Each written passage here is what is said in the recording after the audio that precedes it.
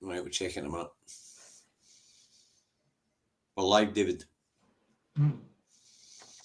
1, 2, 3, 4, 5, 6, 7, 8, 9, 10, and clip a word. Yeah. And action.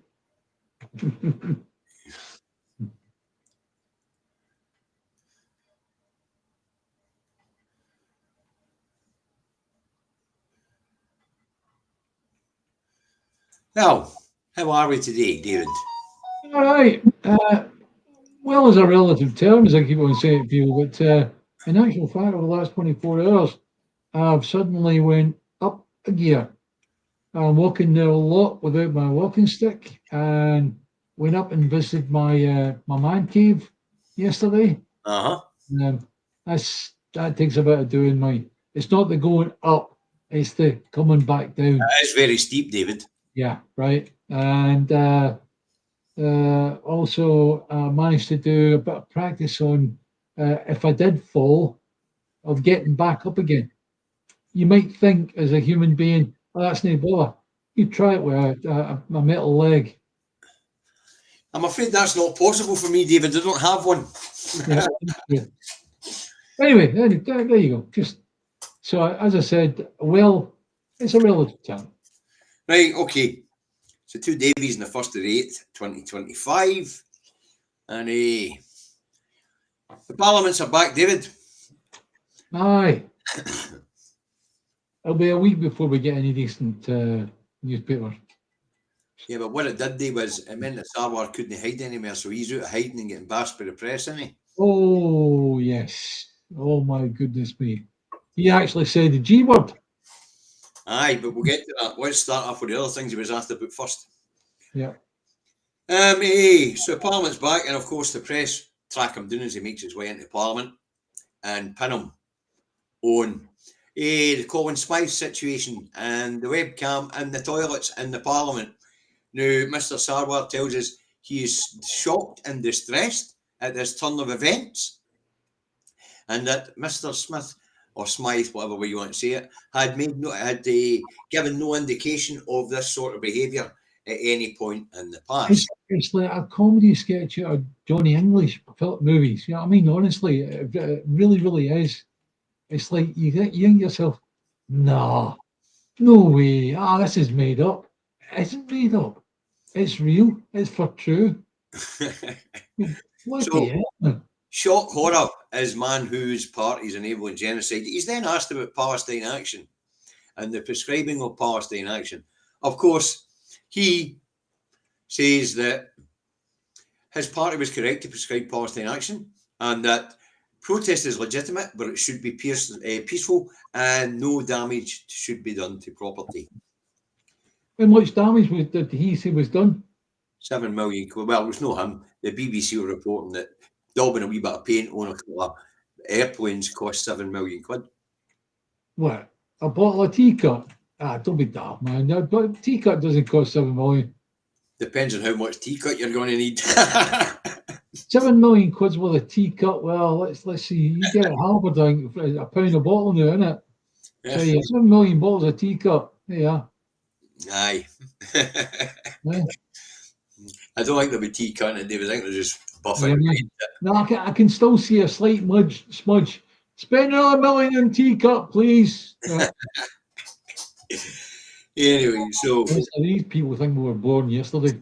So Sarwar's come out for under whatever rock he was hiding under. Yeah. Now, it was quite interesting because here's a man who has lied consistently to the people of Scotland, right, who was forced over the weekend to admit there was a genocide in Palestine going ahead. Hang on a second there. He could have signed his own death warrant on that one, because we all know the rule is in the Labour Party now, if you are guilty of any anti-Semitic phrases or whatever that make the Israeli government look bad, you're out of the Labour Party. That's what we were getting to, right?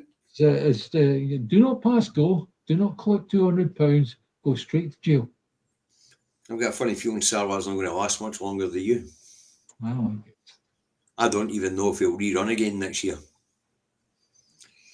How on earth anybody could be a leader of such a branch office where head office is constantly sniping and trying to cause your demise? I mean, I don't like Sauer to begin with, but I do take pity on him for the way that the Starmer and the office down the road has made him look. Yes. I think he said they've come about a day after and went, no, it's this way. You know, and that you go, that's wrong. Well, you imagine that amongst his own people, his own constituents. I mean, and of course, that's made up. Nobody can reckon. Nobody, and I mean nobody, can support Labour now after what they've done. I can. Tune in with your wee mammy today. Say hi to your wee mammy for us. No, I mean, really, it's just as well he is a list MSP, isn't it? Because his constituents is such a wide area that he'll be not taking it quite as hard as he will be taking it within his own family, within his own mosque, and within his own organisations. Because really, they have made him look like an absolute fucking idiot. He's up here telling us that he opposes what's happening in Gaza, while his imperial masters and his political leaders down that road are actually aiding and abetting in that genocide. They've made him look like an absolute fucking idiot. Any man or woman of pride would rip up the ticket, send the resignation in, and walk away with what little pride you had left intact. There's no pride in that. There's no honour in that whatsoever, is there? No, in him, no. Fuck's sake, man. But I mean, if I was in such a position, put in that position by my colleagues, David, I don't know about you, I'd resign. Yeah. I would get up and say, listen, yous lot, yous have made me look stupid in the eyes of the people of Scotland and in the eyes of the world. Stick up your arse. Yeah. Yeah. You know? But anyway, we're not here to try and save the arse of Mr. Sawar, right? No, we're just here to point out that he's had to put his head above the parapet and has been fucking shot at. Yeah, that's right. Which is deservedly so. Yeah. You know. Hey, let's move on to another bit of comedy gold in the paper today. David, what do you make of the 10 billion bollocks on the Clyde? Oh, that's one. Is somebody mentioned an independence campaign by any chance? Has it happened? Have they, you know, like the canal, have they cracked open the locked doors and all that water's going to flood it? That's all the water's your yes supporters, right? Honestly. Now, David, you and I will remember when this contract was first touted in 2013. Yeah. 6 billion to build 13 frigates. That's right. Right. Now, that was downgraded to 8 frigates in 2015, right? Yeah. Now, they didn't cut the first steel until 2017. Why was it, stop you there, right? Just while you're telling the story, right? Why was it downgraded in 2015? Austerity. No, defence budgets. People of Scotland, don't fucking try it again. Aye. Or it's going down lower. Yep. Now, that's a fair enough point, actually. Yeah. Now, David, the first steel for the first Type 26 was cut 4 years after the contract was awarded to BAE Systems. Yeah. How long do you think it's taken them to build, and how many do you think they built? Well, I know the answer to that, so come on, just tell the people. I'll pop it up, shall I? That'll be easier. I asked AI how many Type 26s have been built on the Clyde since the contract was awarded, and the answer is 1, and it took 7 years to build. So the notion that the Norwegian Navy are going to wait 35 years to get the last of those frigates are slim to fuck all. Right, something I want to point out here is the Type 26 suffers the same as the Prince of Wales aircraft carrier. and it gets in too hot, the water's too hot, rather, the climate's too hot, it breaks down, right? But if the Type 26 destroyers are going to be used just in the Atlantic, North Atlantic, and round about Norway, they'll be all right because they're in a cooler climate and they work fine, right? But if Norway actually wants to send them down to, I don't know, Australia for an open day or something like that, The Med. that's it. They're knackered. Yeah. What's interesting there is I say 7 years to build one. Well, that's the reason why it was 7 years, because they couldn't get over that problem. It kept on breaking down all the time. When it was doing its sea trials, it kept breaking down. I know. Yeah. But 7 years to launch one, so 35 years for the Norwegian Navy to get them all. By that time, they're out of date. How old was that? How long did we wait in the Glen Rosa? 5 year. Ben Sarrett. 5 year. 5 years. So therefore, they beat us by a couple of years. They've taken 2 extra years. Yep. They build a warship and there's the build. Yeah, I'm sure Eunice would come along and go, but obviously it's the Glen Sarrett was just for carrying people to Arran, whereas a Type 26 is full of technology and it's fine to put our hands up to that, right? But at the same time, you look at the amount of money that's wasted on military hammers than mind anything else. My goodness me, it's through their bloody ceiling, right?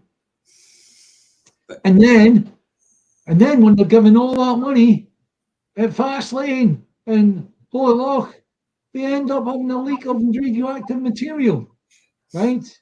They can't even get that right. Fuck off. Incompetent, but as I say, the reason why it's nonsense is there's no way the Norwegians are waiting 35 years to get 5 boats. They're just not doing it. I know they won't. So, folks, there's an election coming up. Labour are really struggling. They've got nothing to offer the people, so they're just throwing out fucking shite. Yeah. Yes. And more importantly, as David has pointed out, if such a thing as an independence referendum raises its ugly head, the MOD will say, we'll take that contract away. But when they do say that, bear in mind what David and I have told you before, BAE Systems is a private company, and they will have a contract with the MOD, and it'll be up to them what facilities they use to fulfil that contract. Yeah. And it's the only one that they could fulfill it in is the Clyde. That's where the jobs will fucking stay. Yeah. But it's important that we talk about this one, David, because it really is just propaganda. Yeah, but also don't forget, it is a weapon. A Type 26 frigate is a weapon. So therefore, to sell it to another country, you have to have a license from the UK government to say that you can do that, right? So really, it's in the hands of Westminster as far as that's concerned. So what I'd say is, we've seen it before. What they're going to do is they're going to wait until we are running an independence campaign, and they're going to go, sorry guys, but we are binning the Type 26 contract. Right, let's move on, David, to what should be one of the biggest stories in the UK today, and that is ScotRail bin peak fares. Yeah. Should be a massive story. Now, I'll put up a diagram you just sent me, all right? Yeah, please do, because this is important, and people don't realise why this is so important. Most people that don't use the train wouldn't know that peak if it came up and slapped in the forehead, right? They don't know because they don't use the rail system, right? What a difference this is going to make to people. But hey, David, let's stick it up. Exactly. Please do. Look at that. Hey. Glasgow to Edinburgh, which is a route I've taken. Peak fare was £32.60. Now it's a flat rate £16.80. There you go. Right. And Paisley to Glasgow was £7.50, now £5.10. Stirling to Glasgow was £18.20, now £10.80. I could go on and on and on and on. There's a list there, right? But most important thing is, we need to get this across to people and make them realise, hang on, the train fares in Scotland, not mean anywhere else in the United Kingdom, in Scotland, the train fares have now got a situation where we're no longer doing the trick of supply and demand. Supply and demand, when there's a lack of blooming petrol at the petrol station, what happens is the petrol station owner sticks it up you in terms of the cost of the petrol. That's called the law of supply and demand. Well, we in Scotland, we're better than that. We can actually say, right, we don't need to play those games. So now it's just a flat figure. And there's your train fares. Now, regardless of when you go up, regardless of how many thousand people are heading for that train, you've still got the ability to get it at a normal rate. Yep, Andy Scott Bryan's telling us that he's set to save £8 on 12 journey flexible smart ticket. He'll take it. Well, if you're doing that Glasgow to Edinburgh trip, you're saving 16 quid. That's brilliant. Good. You're doing Dublin to Glasgow, you're saving 8 quid. Yeah. I mean, these are massive amounts of money, David, when you get right down to it. Yeah. But the important thing is, here we are, a country that's trying to have good green credentials, right? I don't like using the bus. I'm disabled, right? I don't like using the bus because what happens, you go on a bus, you show them your Scot card, which makes it free, right? That's one point, right? The guy go, right, fine, on you go. And by the time, before you get a chance to turn right and head for a seat, he started the bus moving. And you've got a problem with balance as it is, right? Whereas the train, you've got a chance with a train. The doors open and you can get sat down before the train starts to move, right? So the train, it's really important that this happens. And the more people that use the train, the better the service is going to get. Because at the end of the day, it relies upon footfall. Not football, footfall. Footfall is where we've got loads of people going and using that service. Right? Apparently, the unions are taking the attack that it's a crap idea as it will just make the trains too busy. Well, the unions can eat my shorts. No, unions as in unionists. Oh, unionists, right? Oh, boy, unionists. I thought they'd have been after the cost, David, at 40 million quid to subsidise. But as you and I know, the more people start using the train, the less the subsidy will need to be. That's right. But this is saying speculate to accumulate. But you need to educate people on what the train, the difference the train service is now. The people, a lot of people, a big majority of people out there right now that I could go and do a straw poll on them. Do you know what's happening with the peak fares? And no, I don't know about that, son. Right? It doesn't matter how many times it's been in the newspapers, whatever. It needs education. It needs all of us to actually tell people and give it half a chance. And it will need to be all of us because it appears that the BBC Shetland reported on it briefly, then said there was no take-up on peak rail fares. Surprised? Not. So the BBC have just given it a pass and, there's no take-up in the amount of people travelling by peak. You couldn't get any more people on the train at peak. It's fucking peak traveller time. Yeah, the idea is, I like the comment that was put up there, right? But the trick is, let's bollocks the whole thing for the BBC and make it whereby we tell everybody around about us. But you see the price of train fares these days. And next time somebody goes to plan a journey into Glasgow, for example, you would use Dalmuir into Glasgow or Clydebank or Singer into Glasgow, right? And at the end of the day, we'll go, let's take the train. Let's do the train for a change. It gets us right out of Queen Street. Aye. You know, common sense. Well, one of the things I was saying this morning, David, peak fares were just a fucking tax on commuters. Yeah. Yeah. It was a tax on the worker. But the times he had to get into work and out of work, or she had to get into work and out of work, you bang the price up because there's many people travelling. Well, also the other benefit is, you look at the trains. Nowadays, a train journey is relatively smooth. It's really nice and smooth. Certainly the roads that I've done from Dalmuir through into Queen Street, right? Whereas you do the same journey by bus, you're doing this all the time. Because of the state of the roads, yeah? Well, generally main roads are not too bad, David. Yeah, but hang on a second. You're on a bus, and what they do is with the bus, they've got the inflatable suspension, don't they? Well, that inflatable suspension is usually buggered in the bus blooming every time there's a matchstick or whatever on the road. It's like, yeah. Well, I'm sure SPT will be interested to know that they're not doing their jobs and making sure the public transport's up to spec. Hey, tell you David, what. I can't talk to it because I don't use public transport. Yeah, I know, but if this ends up where we've got a revitalisation of the rail network, right? Aye. Then all of a sudden the people around the bus networks go, oh, hang on a second, they're taking too much of our business over. They improve. Things are steadily improving situation. Scotland wins. Scotland's people win. That's what I want. Scotland's people win.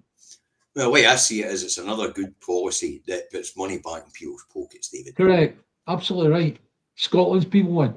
Yep. We've seen that with the 10 out of 40, 10, 11 out of 13 years council tax freeze. So, guys, look, I know you aren't able to answer me back, but I really, really want to see everybody making a concerted effort on advertising, if you like, doing a personal bit of advertising on, hey, have you seen the price of train fares these days? They're going way down from what they were. Glasgow to Edinburgh's nearly half its price. Try that. Try it. Try using it. All right.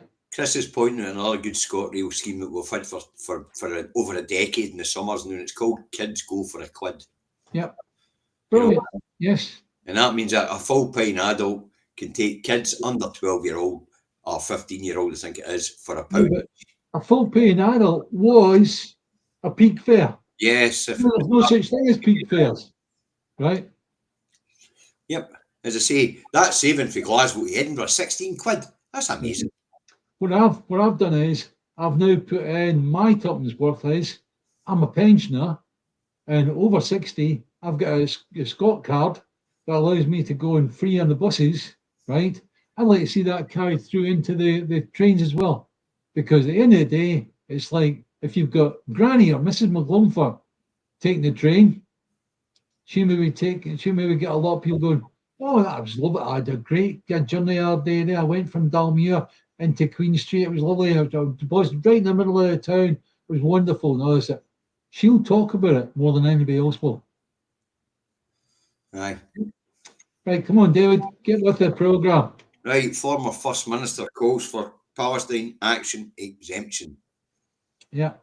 Humza Yousaf has called on Dorothy Bain, the Lord Advocate, to tell the judges in Scotland not to prosecute for support for Palestine action.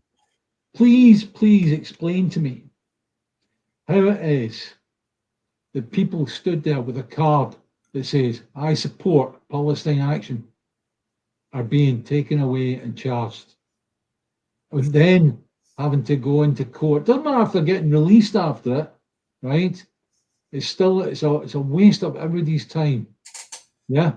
Yep. You should be able to, the freedom of speech. What is it in this country that gives us freedom of speech, David? What is it in this country that gives us freedom of speech? Human Rights Act. That's right. And so therefore, that Human Rights Act is still in existence.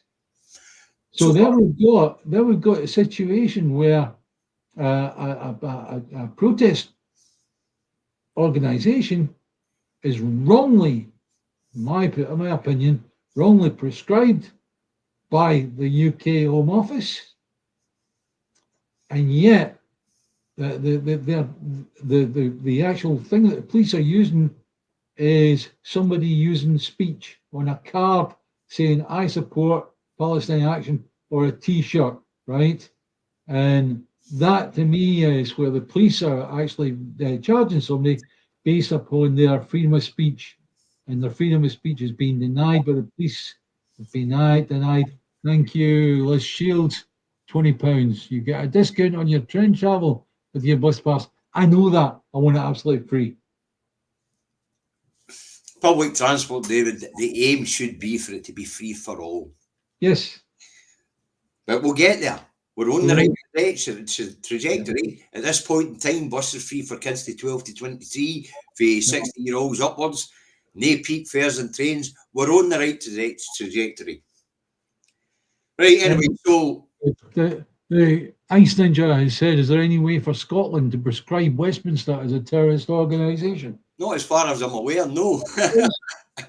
Damn good argument. But at the same time, it's like, I don't know what's going to happen with Yvette Cooper. But what's interesting about the timing of the Whom's a Yusuf thing, David, we'll get to Yvette Cooper. What's interesting about the timing of the Whom's a Yusuf thing is because there's a motion to be put in front of Parliament so that law doesn't apply here in Scotland. Yeah. Which is interesting, you know. But apparently, the Lord Advocate Dorothy Bain has given a statement on protest. And what she said is, as long as it's within the law, carry right on. Which law? Is holding a placard within the law, David? Yes. All right. Because according to what the actual overriding law is, covers your free speech. But as I say, in Scotland, we don't have this English law that stops them from going to protest. In Scotland, protest is allowed. Yes. Yeah. And the police still get to break we are covered by the Human Rights Act, brackets 2000, close brackets, end of story. No, David, basically what Dorothy Bain was telling us in her statement was, it is legal to hold a placard up. It is legal to stand silently and protest. She was basically telling the cops to leave us alone. Yeah, and well, what happened with the Prince Big Ears or King Big Ears when people were holding up about cards saying "Not my king"? They were getting lifted for that. Wasn't that? What did Dorothy Bain have to say about that one? What one? Where people were holding up a card saying "Not my king," if you remember. Oh, hey. Big Ears was coming on. People were getting lifted for that in Scotland. I think you'll find that Dorothy Bain was actually quite distressed with the police at that one as well. Yes, David. Yeah, I mean, the cases were thrown out of court. So what that says to me is the police can only police by consent of the people, right? They look to people like Dorothy Bain to give them the go-ahead or not to do certain actions, right? That means if they lift you for that, you're wasting the court's time. So people that should be charged with that is wasting police time. Who's wasting police time? Who's wasting police time? I would say the police commander that said lift it. That's the person that wasted police time. Right, let's get Aki's super chat, please, David. Can you get Ange to stop using the word work in her name? The tip AE, or I think that's meant to be IE, her nose must be, the tip of her nose must be approaching Loch Lomond by now. Aki's, I can assure you that Ange works very hard, and the tip of her nose will not be reaching Loch Lomond because she's no lying when she's saying she's working. She's just good at multitasking, so she's listening while working. I've seen her on the telly before. Get out of my pub. Right? It's very likely you get in my transport office with Ange, but never mind. Right, let's move on. BBC biased in the coverage of protests, right-wing protests, and of course the pro-Palestinian protests, as they're calling them. Yeah, it's double standards, straightforward double standards. And what's been carry on, dude. You carry on with this one. No, I'm going to pass it out to you once I tell them what's been said because you brought this one to my attention. And that is what's being said is that when it comes to right-wing protests, the protesters have been allowed to spout their rubbish verbatim, and then reporters are going to MPs and pressing them on the rubbish being spouted by the right-wing others, whereas the way that the pro-Palestinian protests have been portrayed have been otherwise. So take it away, David. Take it away. Bloody hell. You've done it for me. You've basically done it. We've all seen the argument the BBC had in the past where they said, we've got to be unbiased, right? So if you've got a guy that's going around with a gun in his back pocket and he's shooting people as he goes by, right? The BBC will report that as being a guy actually being chased by police after shooting people in the head, right? If the police were being even about that, they would start looking at, well, why did he do that? Because those other people going by must have had a gun pointing at him, right? They try to make things as unbiased as they can. But when it's that way, they still try to make it as unbiased as they can, right? And that's wrong.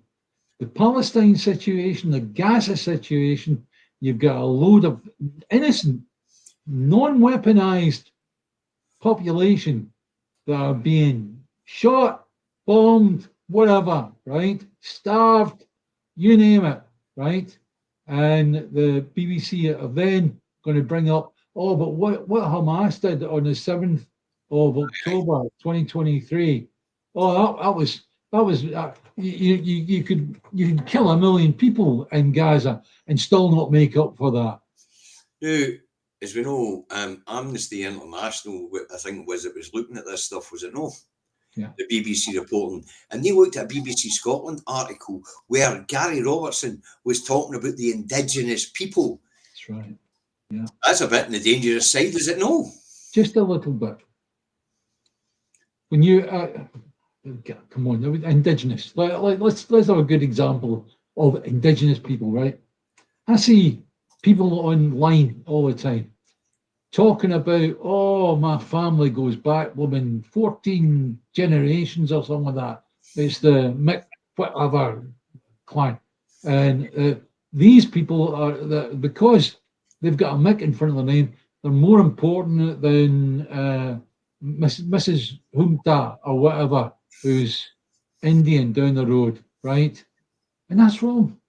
That person was born here and all, she's indigenous. That's right. But because she's got a name that hasn't started with a Mick or a Mac, then that means that she's not considered as being indigenous, because indigenous people in Scotland all have Micks or Macs, right? And it's wrong. It's very, very wrong.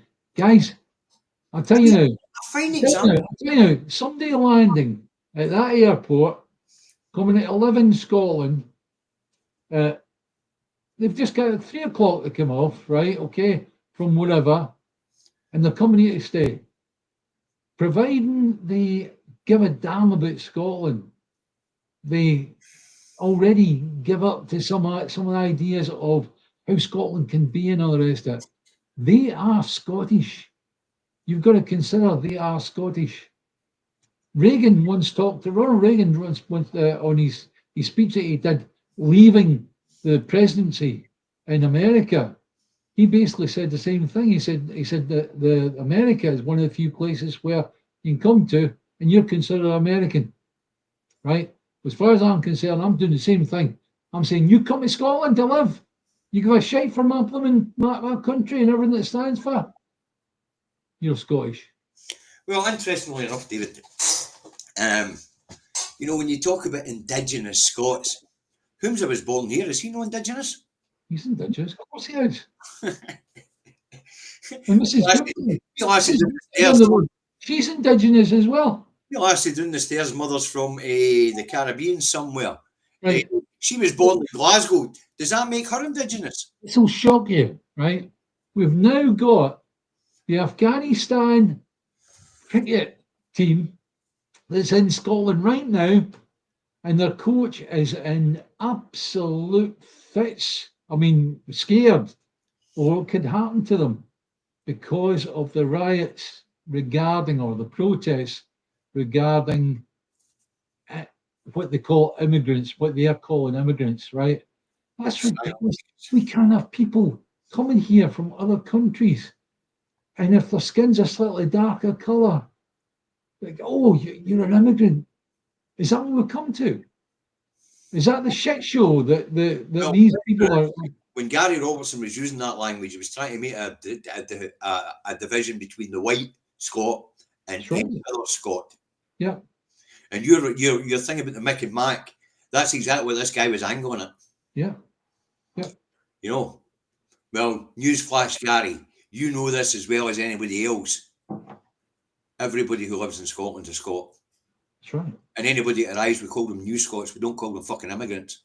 I even accept that unionists that I hate with a vengeance are still Scottish.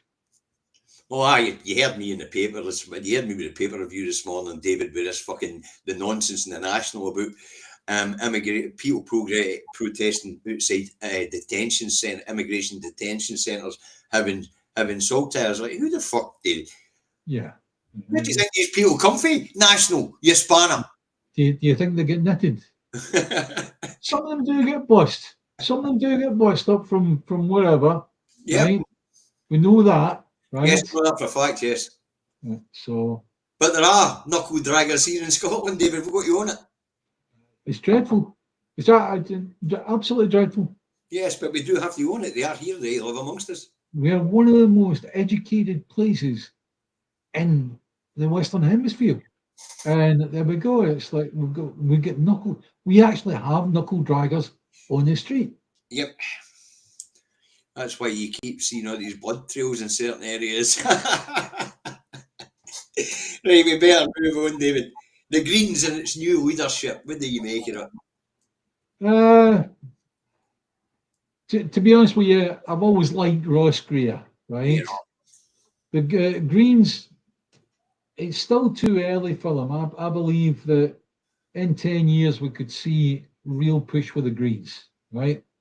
But at the moment, they're still building. Well, I tell you what, the leadership's going in the right direction. Shall we play it? Yeah, go on. Here comes Ross. And what he had to say for himself on independence after he won the contest.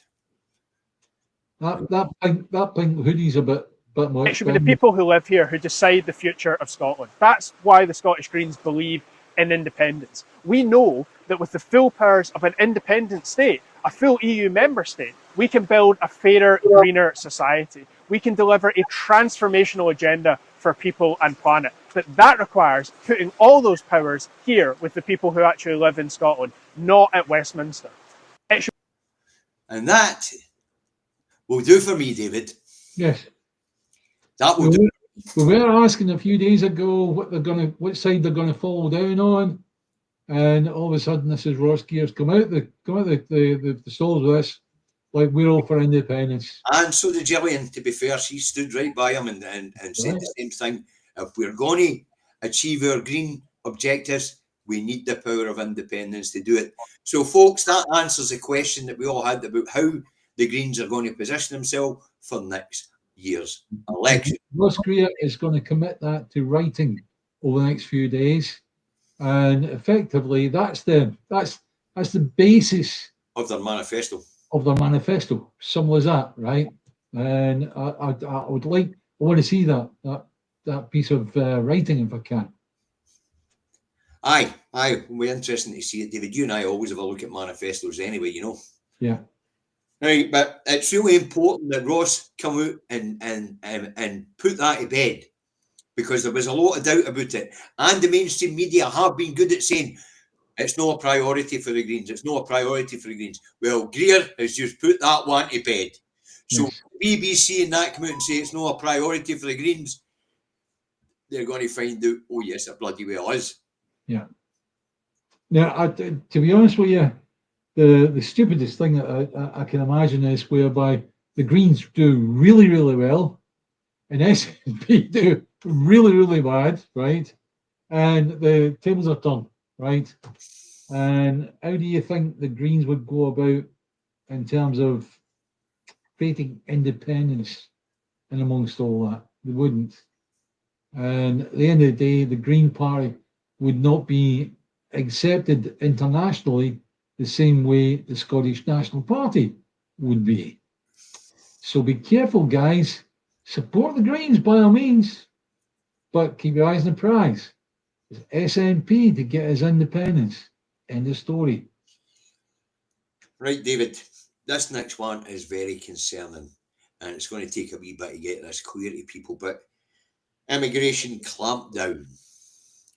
Now, this is Rhett Cooper saying that those who are granted asylum will need to meet tighter criteria to be able to bring their families here. One of them, of course, is financial, which basically is making it more difficult for them to have the basic human right of the right of a family life. Yeah, that's the whole thing. ECHR and the Human Rights Act covers the right to a family life. Somebody coming here has a right to expect that their family would be accepted in here, in Scotland, right? Or in, wherever they are. If they're in England, right?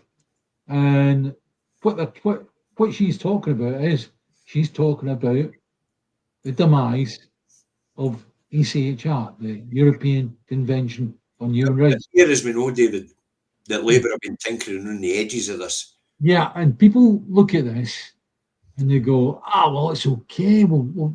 If we get rid of the ECHR, we'll get a Bill of Rights, won't we? Right? Well, let's have a look at that. Ireland, Northern Ireland, Good Friday Agreement. That'll get kiboshed if we end up without the ECHR. And remember the troubles that we had, right? They're back on the cards again. Next one is, there's all kinds of ways whereby people look at it and they go, a Bill of Rights, that'll do us. Well, that Bill of Rights is written by politicians in Westminster. If you get rid of the ECHR, the European Convention on Human Rights, you are allowing these politicians to basically make up your life as they see fit. Whereas with the ECHR, if you've got an argument with it, you can take it to Strasbourg and you've got an independent arbiter who looks at your case and goes, yeah, you're quite right. The Westminster government's wrong. Now, Chris, you've got to be careful you word these things, but we'll take it as what you meant. When the Brits act as they do they deserve human rights? Everybody deserves human rights. When you're wrong to remove it from others, do you deserve it yourself? Well, that's an interesting point, Chris, because one of the things that David and I will point out is human rights are applicable to everybody, because if they're not, then they're applicable to nobody. And that's the point we're trying to make here. The European Convention on Human Rights gives oversight on the behaviour of national governments to make sure that our rights are respected. Also, we've got to look at who actually put in place the ECHR. Well, UK. Yeah, UK. Winston Churchill. Straight away. Clement Attlee. There's another one. Yeah. League of Nations leading to the United Nations. Yeah. And at the end of the day, it's like for the UK to dump the ECHR is beyond thinking. And also it'd make every other country on the planet look at the UK and go, not to be trusted. Definitely not to be trusted. Well, as it's been pointed out in the comments, a lot of the treaties and a lot of deals have this as part of them. Yeah. The devolved administrations since their inception have been weaving it into the laws. Yeah. No. It's going to be a very difficult thing for Westminster to try and get rid of. Will they try? Of course they will.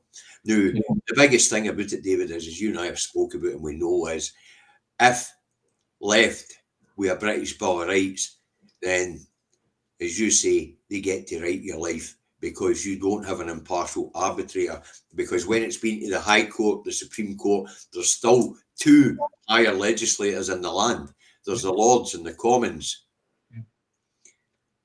And the idea that shower of shite in the House of Thieves and carpetbaggers are going to be the final arbitrators on my rights frightens the shite out of me. Of course it does. Of course it does. But I guess it's because you and I are aware enough to be able to understand what this shit's about. So we've got a situation where we've got the court in Strasbourg, with the European Court on Human Rights. It doesn't interfere all the time, but just on things that are brought to its notice, where people can go, hey, I've been told this. perhaps what you should be doing is saying, why is Scotland still colonised? Why don't we get Strasbourg to rule on that? That's a human rights issue. Of course it is. Well, it's funny you should say that, because there's been a few opinions rattling about out of the UN lately, Yeah. and out of the Oxford School of International Law. Yeah.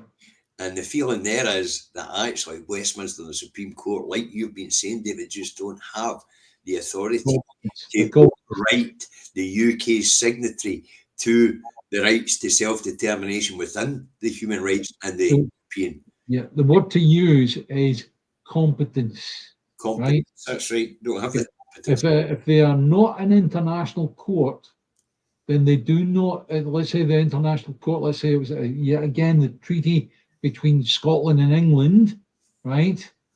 If they are the Supreme Court or even the Court of Sessions, right, the highest court in Scotland, right, they do not have the competence to hear things on that.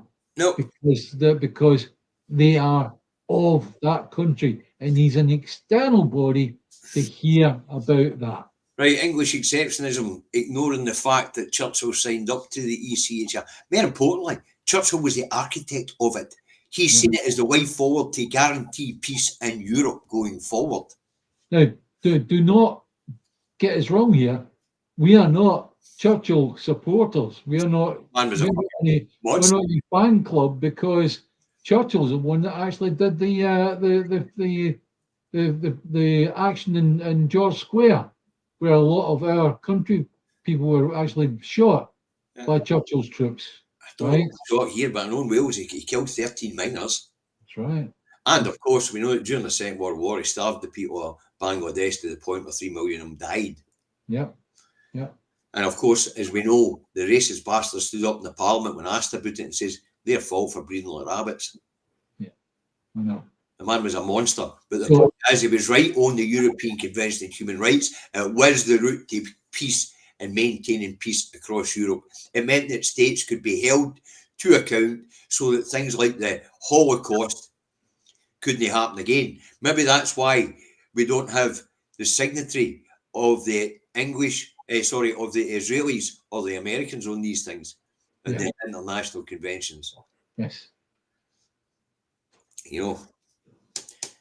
But the clampdown on the immigration and the tightening up on rules on people who have been granted asylum being able to bring their families here does impinge on the right to family life, and that impinges on all our rights to a family life. Well, precedents have been set. I was reading a rather interesting thing the other day there from the British Army Museum, and talking about the stuff that happened during the period after the Second World War, when the IDF was formed from 3 terrorist groups, right? And our lads and lasses across there serving after having been through the Second World War, many were shot, killed, few were hanged. You know, because if you imagine these terrorist groups end up in that situation where they hang, where a few of their numbers were hanged, they would grab British servicemen and women and hang them, right? So all this thing about the European Court of Human Rights, it all matters. It matters. So there's all of history. You need to take it all into account. Everybody. Right. We need to move on, David. The Bell Hotel ruling's really, really important. And it's a win and lose situation for the government in Westminster. Yvette Cooper has won her appeal against the ruling to close the Bell Hotel, which is a great sigh of relief, because that means they've got at least a bit of airspace to try and get rid of or try and move 32,900 people out of accommodation into some other form of accommodation. But the downside is it led to civil unrest in the Epping area. Let's look at that. What is the British establishment really good at? Divide and conquer. Yeah, right. But when things are getting a bit brutal, a bit hard for them, for Whitehall, for the British establishment, right? What happens is they find a way to diffuse a situation, right? Either be a case of whereby they say, right, fine, we won that, but we're going to do X, Y, Z. That's exactly what Starmer's done the day. He's come out and set a deadline for getting everybody out of these hotels. Yeah. And that's appeasement, David. You're right, it is appeasement. Yeah. But as I say, it was a win-lose situation for Yvette Cooper's Home Office. A reprieve on having to move these people quickly. Yep. But of course, other cases are now pending. So now, if you imagine, it's like such a court case going ahead takes a fair amount of work regarding the Home Office, right? And money. Yvette Cooper will have been involved in that, right? And they've won. So you imagine you're going around going, yeah, we won, right? And then Starmer comes out with this, oh, we're still going to clear all these hotels. Aye. Do you think that Yvette Cooper feels the same as Anna Sauer does, by any chance? No. Yeah. Look at the amount of times when Anna Sauer said, we're going to do this, we're going to do that, and he's been told the day after. Aye.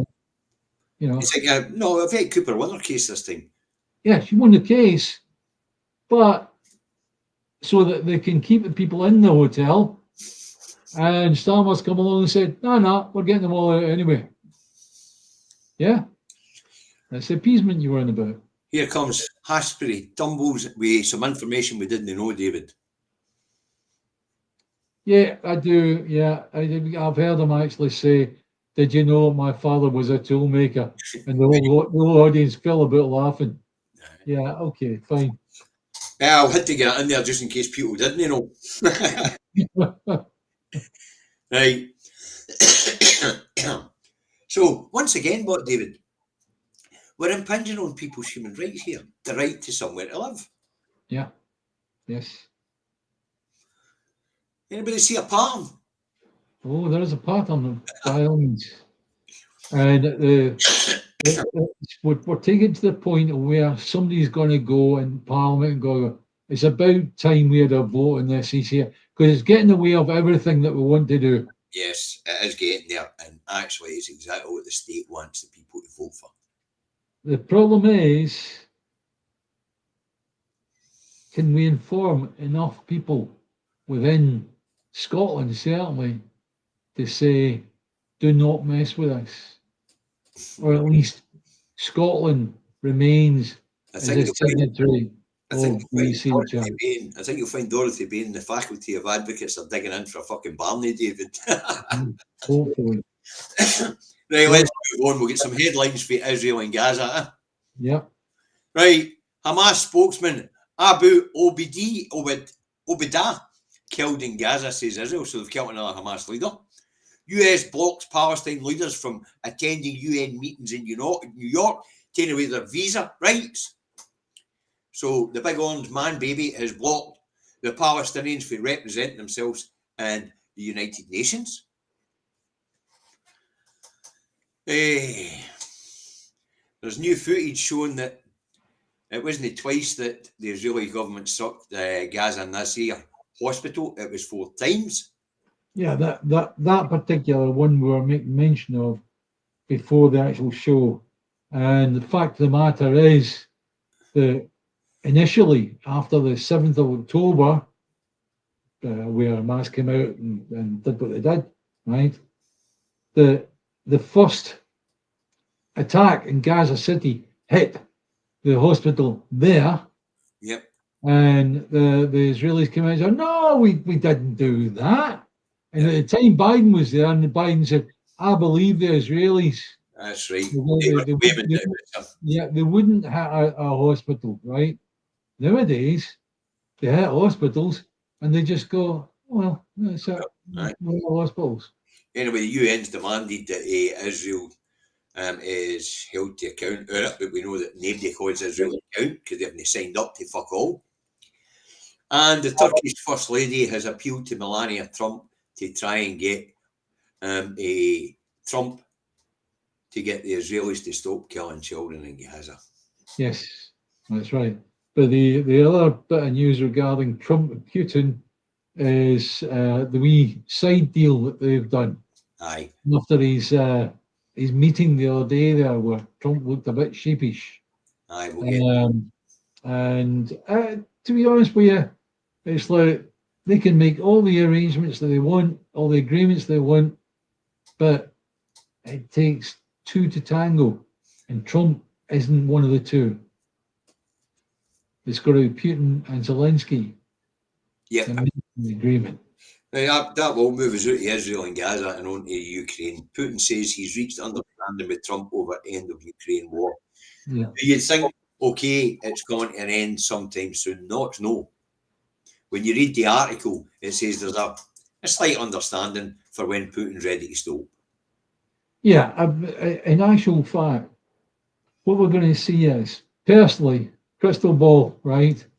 I think Putin is going to solidify everything and then open another front on another country. Yes, I think so too. And apparently, Russia launched a massive attack on Ukraine as Kiev hits oil refineries in Russia. Well, you know, tit for tat, it's a war. Yeah. And the European leaders are proposing a 25-mile wide buffer zone between Ukrainian and Russian troops in the event of a ceasefire / peace agreement. And Zelensky's telling them to go and fuck themselves. Yeah. For a start, how do you make such a thing work? Right? You need troops. you need United Nations peace troops or whatever, right? And it's like, if the Russians don't like it, let's take a few of them out, bang. Or if the Ukrainians don't like it, they get our country, bang. That's it, done. You know, end of story. Reminds me of the 70s and the 80s in Northern Ireland, wasn't it? Where both sides fucking you for stopping forgetting each other. But Right. 25-mile wide buffer zone for the length of that border. You any idea how many troops it would require to police that? Yes, I know that. I know. Absolutely fucking nuts. No wonder Zelensky said no. You need to pour about 1 million people from all over the world into that buffer zone just to keep it safe. And our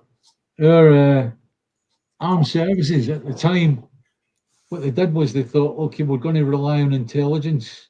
And what they did was they gave them all escort Mexicos, bright orange in colour to actually drive out. And so, there's the British Army spy. Well, there's another one come round the corner. There was a fair amount of that happened in Northern Ireland, David, I can assure you. Yeah, I can assure you that there was a fair amount of that happened in Northern Ireland. ECHR, back to that one. Good Friday Agreement. We see what happens. Well, Seriously. the Policy Research Foundation says that actually it's not that important. But that's us coming up on time for me to go to work, David. Right. So we want to thank everybody for their contributions today, this morning and this afternoon. Amazing. Thank you very much. And we want to thank the moderators for moderating. Folks, if you don't mind hitting the like button, it affects the algorithm. And without mentioning the person that's involved, can you mention the amount of money that's been put into the account for the food banks? Oh, I'm not going to mention his name, no. No, you don't mention the name, but can you mention the? Aye. One of the patrons who we've got many patrons. Most of the money comes through the bank. Whacked 510 quid into the bank for us today. Incredible, absolutely. When you see something like that happen, it takes your breath away. It takes my breath away when I see somebody putting a fiver up. Yep. And that's wonderful. But we have other contributors who make monthly donations. One of them we've already mentioned. They're all staying anonymous because that's the reason they did it that way. Yeah. One of them gives us a £300 a month standing order. Yeah. Folks, you guys are the best. Now I've got one more to go to the borders, David. And if I don't get a reply for one, I'm waiting for the Mora. I'm going to do something we haven't done before. I'm going to drop into Berwick upon Tweed and drop it upon them. That would be a good thing. Yes. I know half it's in England, but half it's in a TD15 postcode, so we're going to drop it in there. Yeah. So if I don't hear back from Gala Shields tomorrow, then I'm going to contact Berwick upon Tweed. So you're going to go. You're going to go in person. No, I'm not running down the English border. No, fuck off. No, I'm going to phone them up. I already have the telephone number sorted out. So I end up having t-shirts with Free David McGuinness on it after a while. no, I'm allowed to move about freely in the north of England. I'm going to further south, I'll get the shackles slammed on me. Okay. Nathan, this is a brand new computer. I went out and bought a new one, mate. So this is it, back to normal. It's just the Nexigo camera's not working at the moment. I think Nathan, you didn't have the 25 phone calls I got yesterday to get his computer up to scratch, make it work. I will. I have to say though, this Windows 11, David, you're absolutely correct. It's brilliant. It's a doddle to operate. Except Right, we really need to end it. Your camera's buggered. I think it's when I pulled the bolts out of the other one to clean it out the other day, the thing fell on the flare, David. I think that's what's wrong with it. I'm just going to order a new one. All right. Not tremendously expensive, so they're only 38 quid. I've just got on and order one now. Okay. Okay. Right now, thanks, folks. I'll see you all tomorrow morning. Trains. ECHR. Keep in your heads, right? Trains, peak, education. Educate your friends, family, all the rest of it, right? See the price of the trains? Please do that. Let's give it half a chance. Please. All right. Wait, hold on, David. I need to address this one before I hit the stop button. David, will Charlie the cat get his own channel? No, unless the fucker learns how to operate a computer. Yeah, opposing thumbs. Anyway. Right, see you later, folks. All right, bye, guys. Bye, guys.